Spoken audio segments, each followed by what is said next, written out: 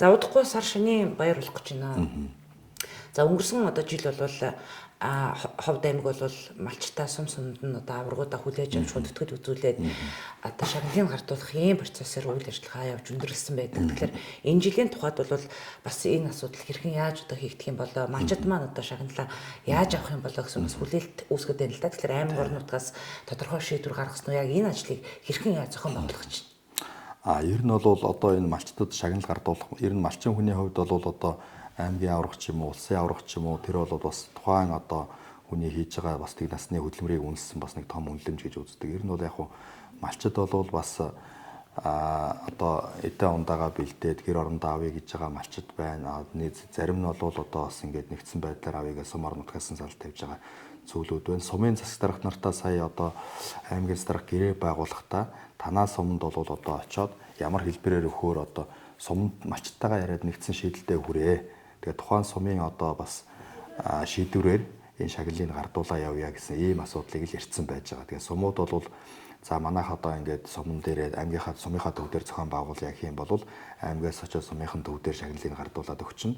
За улсын аваргуудыг бол ер нь гэрт нь очиж өгч тарах юм шиг байна. Тэр бас нэлээд ач холбогдол өгөө тэр хүмүүсээ хүндлээд гэрт нь очиж өгөх юм зайлшгүй хэрэгцээ шаардлага багш шүү дээ.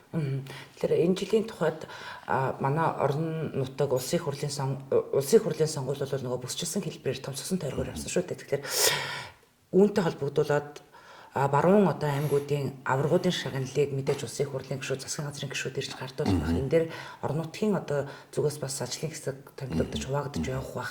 Яг энэ талын шийдвэрүүд чиглэл хөврөн дээрээс ирсэн юм. Гэхдээ яг ер нь одоо ингээд улсын аваргууд шалгараад 3 хоног шиг байна тийм үү. Тэгэхээр ер нь бол яг одоо энэ гишүүн ирээ тэр багаар сумаар явна ч гэдэг юм уу. Энэ асуудлыг яг нөгөө гишүүдийн одоо ажлын албаутаа нь холбогдоод тэгээ энэ хойруудаа хийж байгаа манай тамгын газар дээр тэгээд нөгөө гишүүдийнхаа бас цаг завыг харна. Тэгээд нөгөө малчтаа бас илүү хүндрэл учруулахгүй байх. Одоо цагаан сар чинь бас одоо энэ 2 дугаар сар чинь 28 хоногтой тэгээд хитрхи бас тулахгүйгээр бас энэ асуудлыг шийдэх талаас нь бас ярилцаад байж байна. Аймгийн аваргууд яг сумдаа шийдвэрээ гаргаад одоо манай малчид одоо хотондоо авна гэж юм. Эсвэл нэгдсэн байдлаар авна гэж гэсэн саналаа ирүүлсэн сум өнөөдрийн байдлаар байна.